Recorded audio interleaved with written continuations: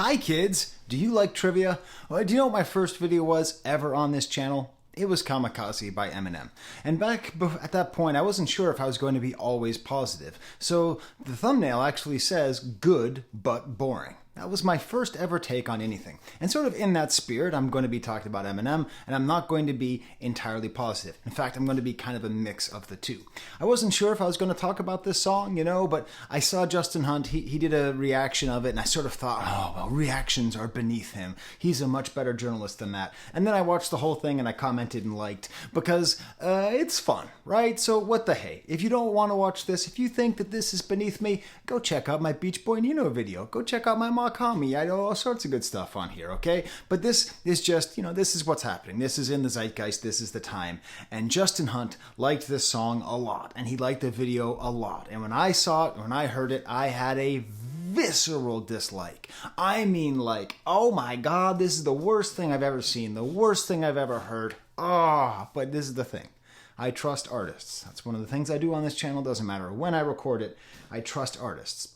And if an artist displays a skill, they always possess it, okay? Like a good third baseman. So I trust Eminem. So I'm not just going to run with this is the worst thing ever. I'm just going to acknowledge that it's interesting. And what I'm going to do is I'm going to analyze the song using the French technique. So if you go to a French high school, I taught in a French high school. I never went to one. I am American. I teach French. But they have a system of how to write papers. It's called thesis, antithesis, and synthesis. Okay, so you present a thesis, you present its opposite, and then you end it with a mixture of the two. That leads to very good critical thinking skills, okay? So the thesis of this song, it stinks. Finity. It absolutely stinks, okay? The antithesis is no, it doesn't. The synthesis is it stinks, but maybe it doesn't. Maybe it's doing something else better.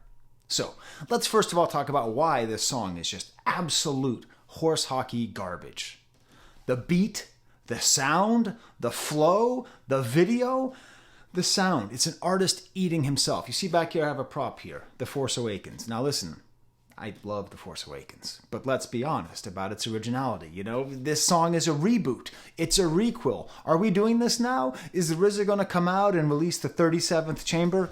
Okay, is it going to be like a thing of like, now we sound like we used to sound. Now it's going to be just like you remember back when you were younger. Like he owes himself royalties. How are you going to make a song so derivative of your former self that I listen to it and I want him to use that little portal in the video to go back in time and give that man some money from his future self, from his streaming numbers, okay?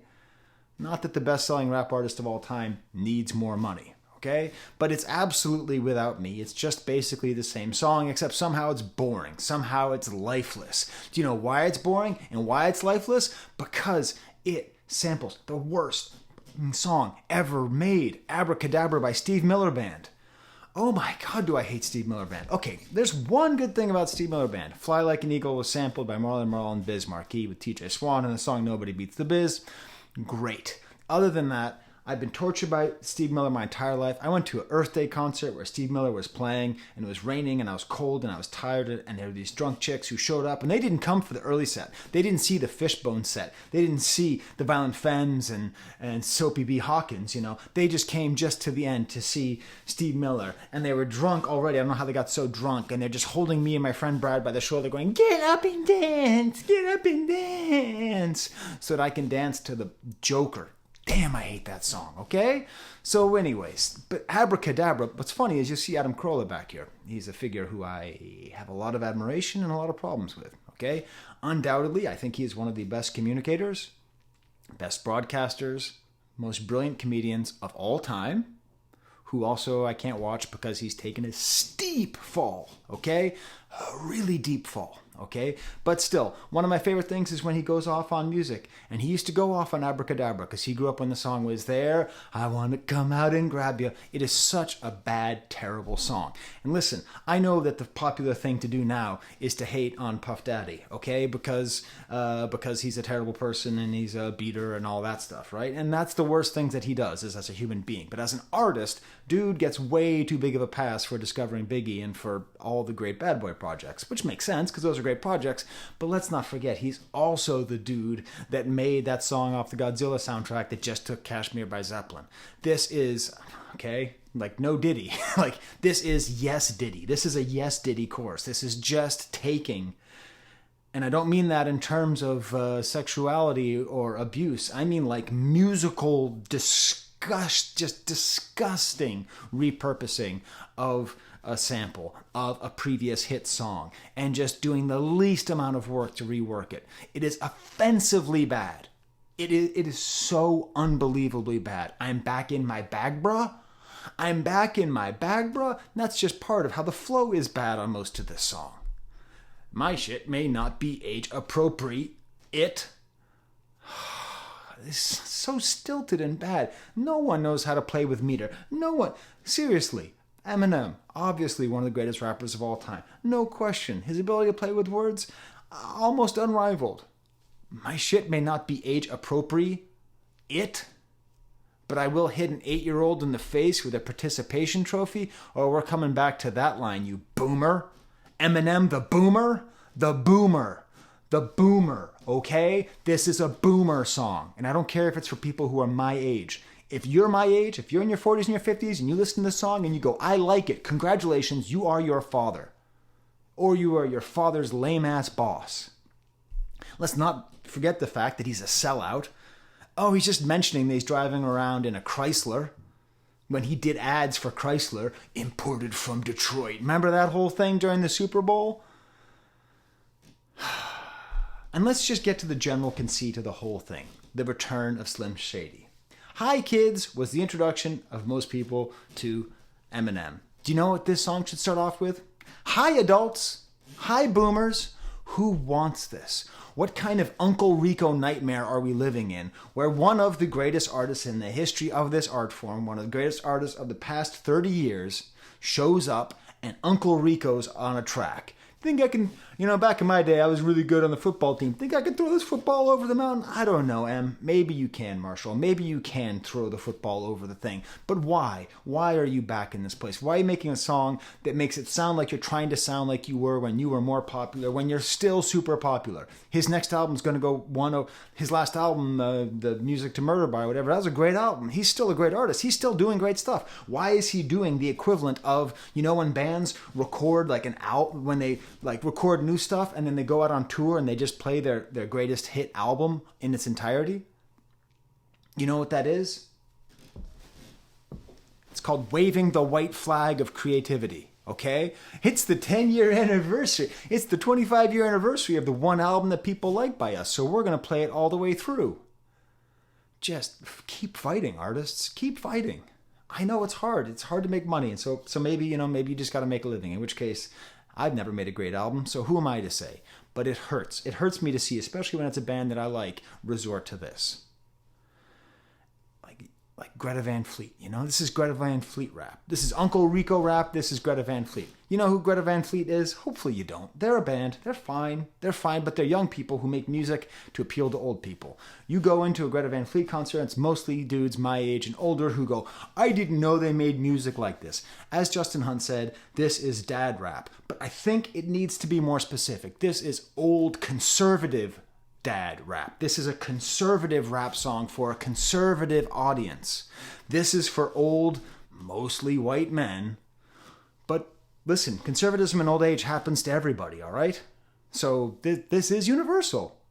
People who are mad that time has changed. And so it is trying to recapture something that should not and cannot be recaptured, which is the mother effing Bush era, okay? I lived through it. I went to the Up in Smoke tour. I don't want to live those days again. Oh, is he talking about shooting Megan Thee Stallion? Snooze. First of all, like 4 other rappers have talked about getting, shots like Megan Thee Stallion or shot in the foot like Megan Thee Stallion. So many things like that. Like, so what? We're supposed to be scandalized that he's attacking another female artist? I guess.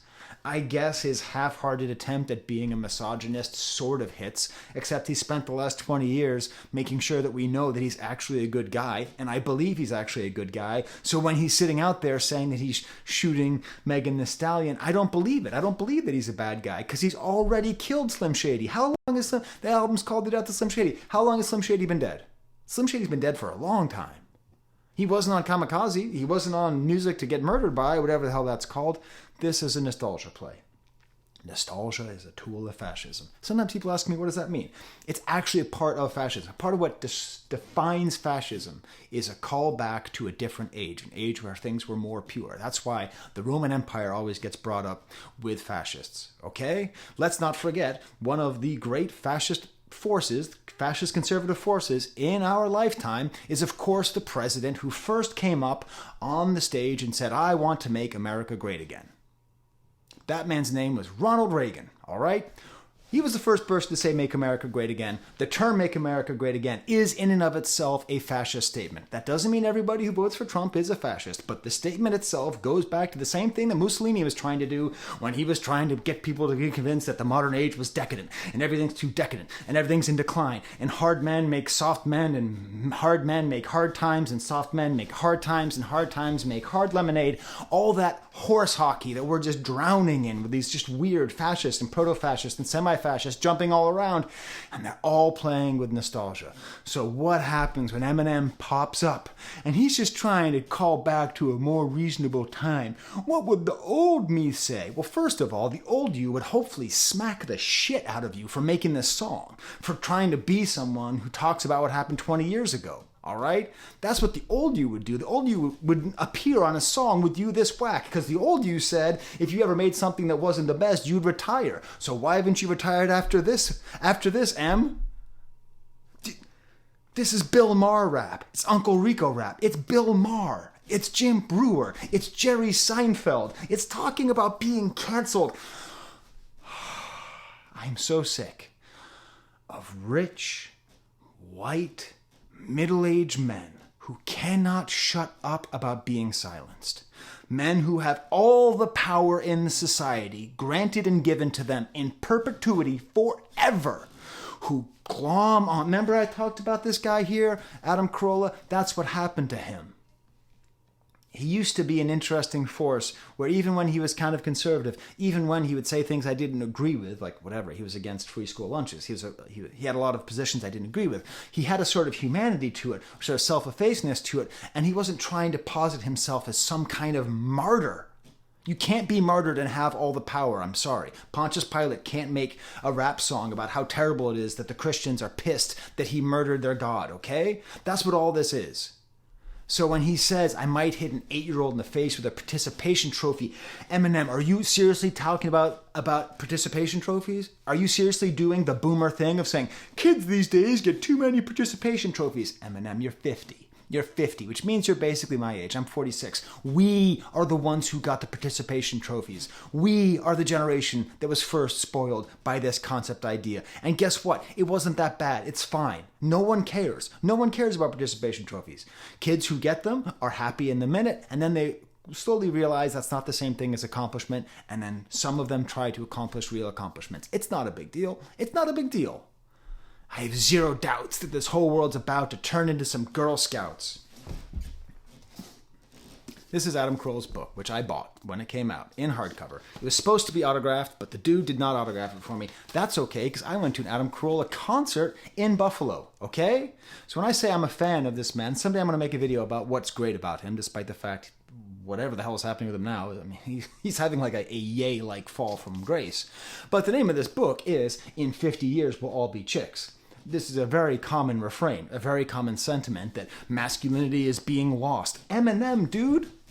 Can I just remind you, Eminem's already been canceled by the conservative forces in this country because of that great 8-minute song, 12-minute song against Trump. He has been a leftist. The Great Battle of Detroit is between which white rapper represents which political side. You have Kid Rock or Eminem. Choose your sides, everybody. Okay? Choose your sides. Do you want to be on Team Eminem or Team Kid Rock? Did the dude seriously make a Tesla truck with a Confederate flag on it? He did. He did. Not Eminem, Kid Rock, okay? But this is a Kid Rock approved book. And this line is a Kid Rock style line. The whole world is about to turn into some Girl Scouts. In 50 years, we'll all turn chicks. And other complaints from an angry, white, middle-aged white guy. That's what this song is. And to say a few things or two to anger you. But fuck that, if you think that shit, I'ma say that shit. Cancel me, what? Okay, let it go. And then he talks about a cross-dresser.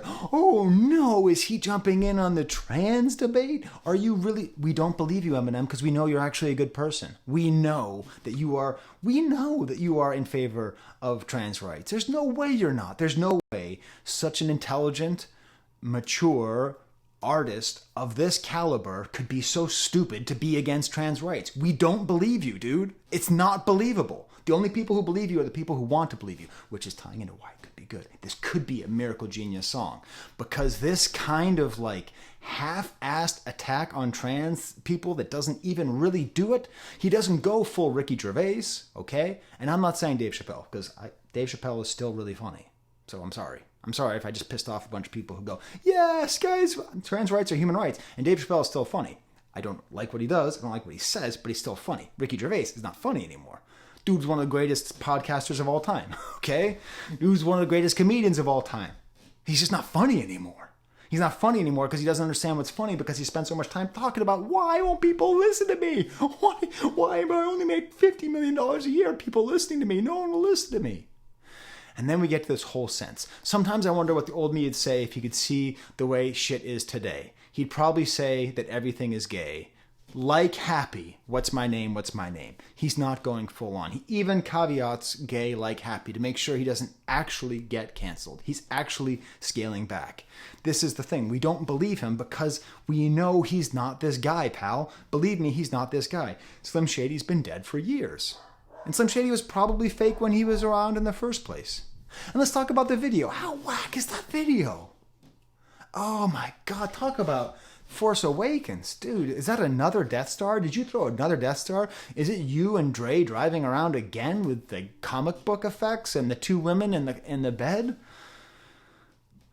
Are you just trying to give us member berries? And then all these cameos and these bad effects. And then Pete Davidson is an insult. I'm sorry. Pete Davidson is an insult to you, Eminem. I said it to my son. I talked to my son about the song. He goes, no, I think it's cool. You know, two scumbag white guys. I'm like, it's not cool. It's not cool. It's not cool having Pete Davidson in here. It turns it into what it is, which is like a bad SNL sketch. Okay? This video is as good as an SNL sketch where you go, yeah, that wasn't the worst thing they did last week. That's as good as it is. And the picture of him looking at someone with a selfie stick saying, what's this? 2002 isn't, I mean, just this positioning of making Slim Shady a hero of the olds. Of the olds. He's a hero of the olds. He's a hero of the adults. He's the Adam Carolla standing up and talking about how in 50 years we're going to be chicks. Wait a minute. Antithesis. Is this good? Is that the point? Maybe. Maybe this song doesn't suck. Let's get into this. Force Awakens is a good movie, all right? It's great. Last Jedi is a great movie. Rise of Skywalker has great parts to it. R.I.P. Bulio, okay? A lot of great things, Rise of Skywalker. Just all together, but still. Force Awakens is a great movie. Time will be kind to that movie. The reboot, the requel, whatever you want to call it, it still is solid. And this song, hey, Mr. Hater on Steve Miller Band, it's still catchy. I can sing the song to you. Abracadabra. I looked in my bag, yeah. Okay, like what the hell? Shut up, Skye. It's fine. It's good. The last verse is great Eminem stuff. So how many little kids still want to act like me? 0. The answer is 0. No little kids want to be like Eminem or Slim Shady. None. Absolutely none. They want to be like Logan Paul. Maybe.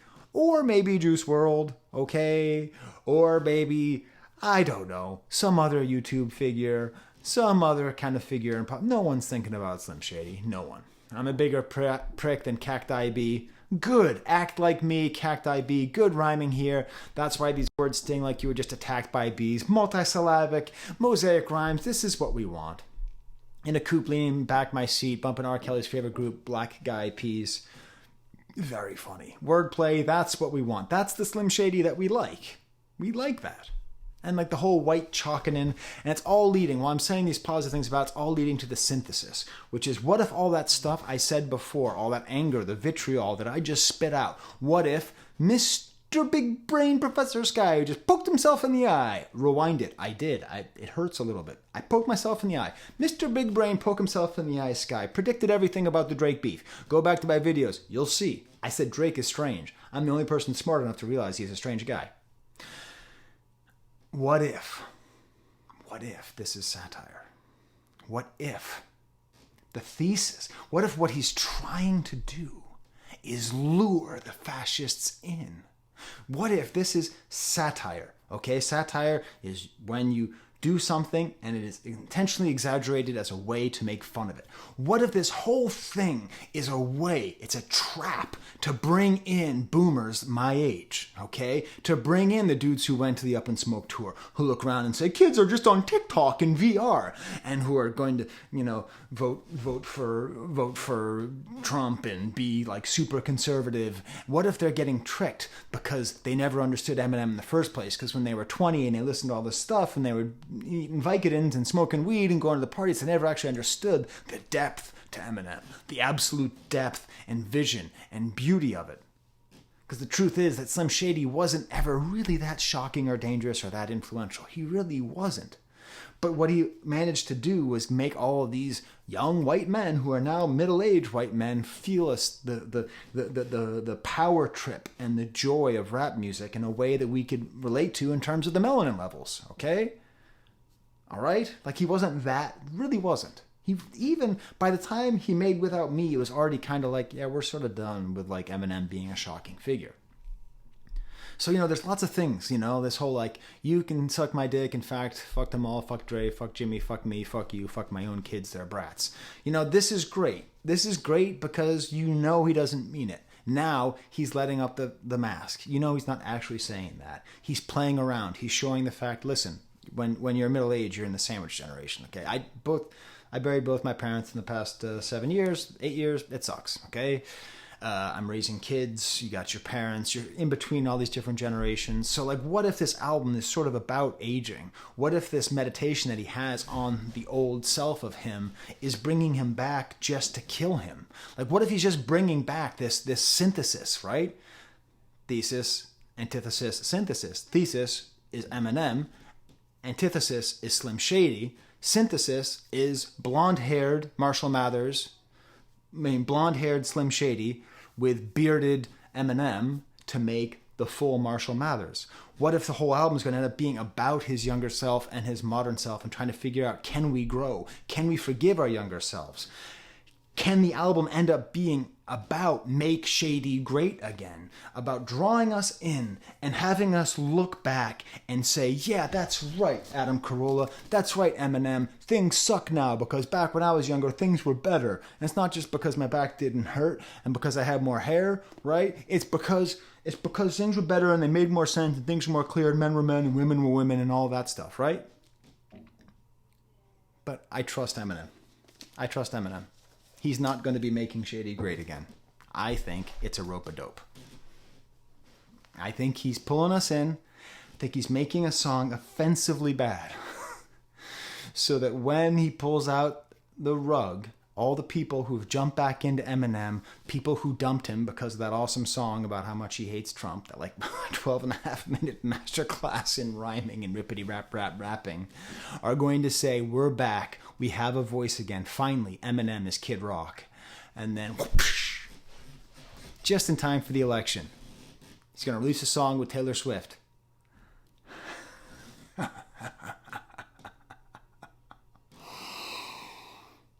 You heard it here first, folks. All right. This goofy-ass video. Sketchy song, though. All right, until next time, I'm going to be reviewing the Big Hit and Alchemist, so if you're too snobby, you think I'm sitting here and like, Big Hit, Alchemist, Hit Boy, that video's coming soon. We're getting back to the real hip-hop, enough of this pop crap. All right, there's the camera.